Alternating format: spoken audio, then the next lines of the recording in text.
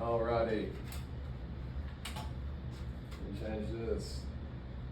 So, we've got a new client that will be easily identifiable because it is a gas station.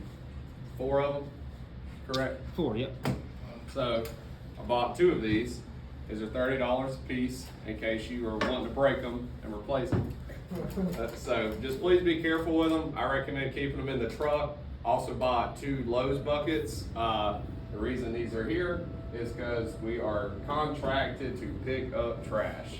So if you go to the Circle K's this Friday or Saturday, I say Saturday because there's a chance of rain every day this week.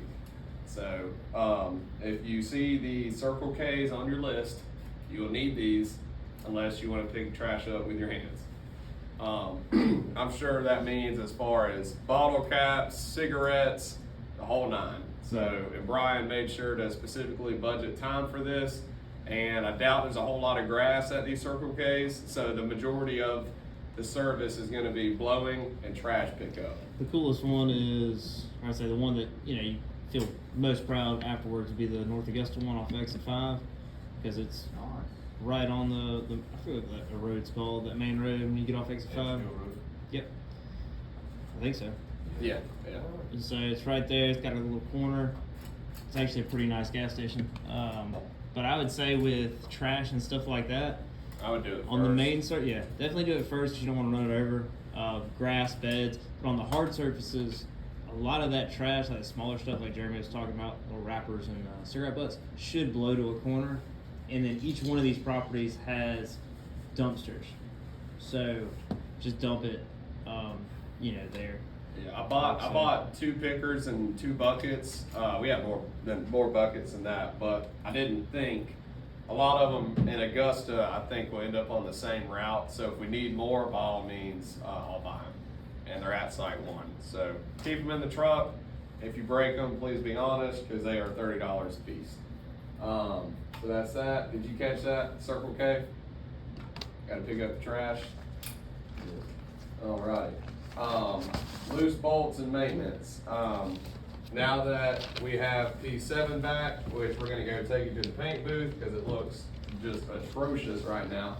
Now that we have that, it really changes up what I have to do. Gives me more time to look at the equipment, and instead of having to do budgeted hours, I choose who I want to do budgeted hours with and all that. But what I'm specifically referring to as loose bolts is this wheelbarrow is $400, and it's not even 2 months. We hadn't even had it 2 months. Wow. Now this looks worse than what it is. All that's happened is the nut has backed off. But there's pretty much 2 people using this, and if they had just let me know that this bolt was loose, I could tighten it. Now I have to go to Lowe's, find the nut that fits, and then buy it and put it on here. So with any of your equipment, if you guys could let me know if something is loose or something is that, I'd rather tighten a bolt than have to go buy them. And we have 2 of these, so both of them were missing bolts. So I took parts off this one, put them on the other one, tightened it all down, so now we have one plastic mulch wheelbarrow. So just let me know if you notice anything that's loose. It's always easier to tighten it versus go and buy it. I wrote this like Thursday last week. I realized we have the most amount of shrubs this week.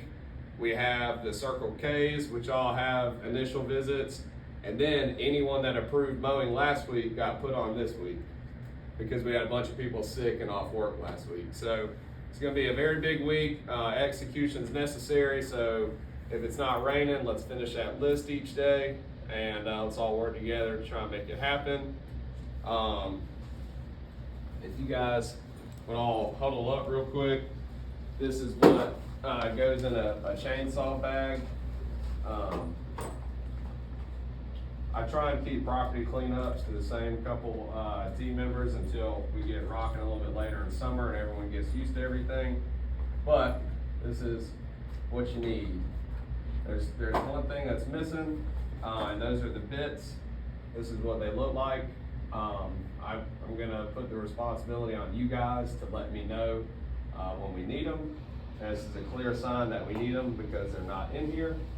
And they come in little bags that we can keep inside here. And it's important that we have them because if you cut with a dull chainsaw, we have one in the back. We bought a chainsaw last year, and because a team member was cutting with a dull chain, it blew up the chainsaw, and we'd only had it for 2 months.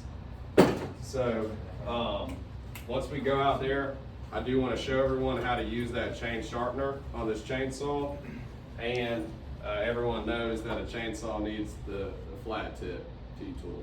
So we'll go over that, how to sharpen it, making sure you have bar oil, so that way we don't blow up a chainsaw. Because chainsaw, unlike the hedge trimmer, unlike the weed eater, you just run those things hard and they just keep going. This guy needs a little TLC. Someone called me last week and did not tell me I'm on speaker, and they're telling me about the situation with a client, and they had me on speaker and they didn't tell me. So don't ever do that. I was working, I was out mowing some lawns, and not that I was I would never be rude to a customer purposely, but the situation was that the old client had been gone from the home for 2 months. A new guy's living there, and we've been doing the yard for 2 months. No one ever notified us that the original owner had moved. Team member called me and was like, "Hey, I've got this guy here. He says he wants to go with our service, and he wants us to mow the yard today." I was like, "No, we're not doing that." I was like, "I don't know who this guy is. Don't know if he's going to pay us." And I was like, "Plus, I don't even know if that client that's moved has been paying the bill." So I was like, "You guys just need to go tell him to call the office, and we'll get him on the schedule." That also goes with number 7. If a customer comes to you for anything, I would just reference them to call the number on the truck, unless it's a specific question that you can answer right there, like, "Hey, what are you here to do today?" "Oh, well, I'm here to do a mowing and bed weeding." But in any instance where they're talking about invoice, scheduling, canceling, that's a big one. A lot of you guys have called me and like, "Hey, this person canceled." If they come out to you and say that, tell them they need to call the office to make sure their service has been canceled, because that's the best way for it to get to me, or command center can handle it without even letting me know anything. So definitely don't put me on speaker. If you do, let me know, but let's not do that. And then with anything, scheduling, invoicing, concerns, call the number on the truck. They'll let the manager know, or command center can handle it. Friday, we had someone get pulled over for a seatbelt. Brian said Grovetown is doing you want to take it away for number 6? Yeah, they're doing a distracted driver and just safe driving initiative. So they're publicly going out and pulling people over for having their cell phone in their hand, not having their seatbelt on, stuff like that. So just be vigilant. And usually most departments, they're going to do some kind of initiative. They start doing it during the summer months when people are out more. So just be careful. Most trucks had a hands-free thing on there. Noticed some of them have been taken off, but try to provide that so that we can be hands-free. That's about it on that one. Yeah, so just I'd say all around town, but especially Grovetown, you might want to throw the seatbelt on and keep your phone next to you. Maybe throw in your headphones, so that way you don't have to listen or watch the GPS. You can listen to it per se, and if you have a hands-free, you have a hands-free device. Gas cards, I think, most of them were up there. I think P3 and P4 were the only ones that were not, so let's try. Okay, let's try and hang them up there. You never know if you're going to wake up sick or be in a different truck. So definitely good improvement on that, but let's keep working on that. Next Monday is Memorial Day, so we're going to be off. Now that being said, we might be working that Saturday. That's kind of how that's how we do, that's how we're able to take those holidays off, is by replacing it with another day. So this is the lineup. P8, the big mower's gonna go on P4. And then if any of you guys what I wanted to say is if there's something on your setup that you don't need, a hedge trimmer or whatever, we all hang it in the back. So that way you just don't have equipment you're carrying around that you don't need, that someone else might need for a cleanup. And Hunter, I gotta change a tire on your trailer before you go.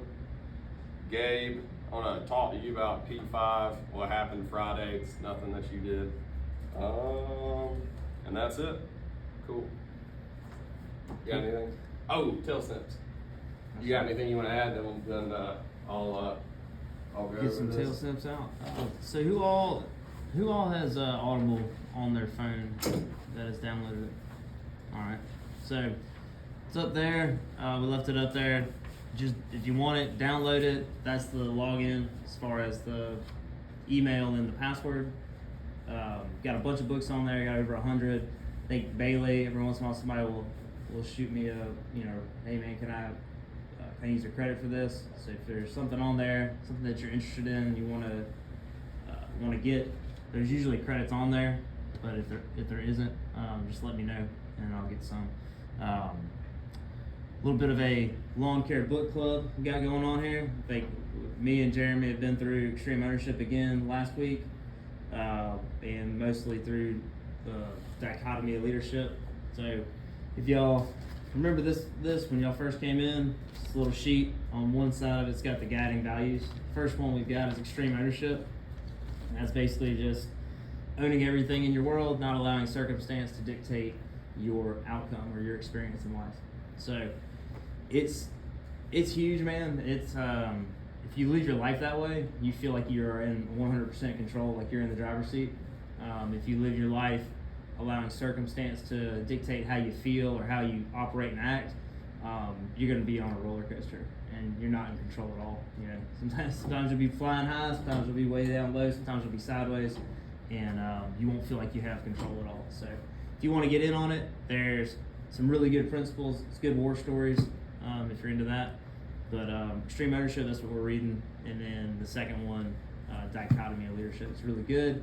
And if anyone's interested in learning, like Matthew and McKeet are in our general manager program. So right now we're trying to get them ready. They're on got a curriculum for it too. Got a print out of what all skills that we need to have somebody ready to be a general manager of their own location, and then obviously what's entailed in that salary, profit sharing, stuff like that. So if anybody's interested, just get with me and we can go over that as well. So. All right. Well, it's been a long time coming for us to move to the official tail snip. Most of these are from 2 weeks ago, but I'm the first recipient because I did a dethatching on May 9th. I did not read the job itself. I just said, okay, I know what I'm here to do, get the thatch out of the grass. And I didn't read the job, as it clearly stated 2 passes across the lawn, different directions or different patterns. The client has my phone number. He texted me. He requested pictures of the thatch that I removed. Sent them to him. He was impressed, liked it, and then later that night he's like, "Hey, did you perform 2 passes?" I'm not gonna lie, I said no. And he sent me a screenshot of the estimate, and then guess what I found myself doing the following Monday? Going back there and doing it again. So my takeaway from this is make sure you read the job. And then Will's not here, he had one.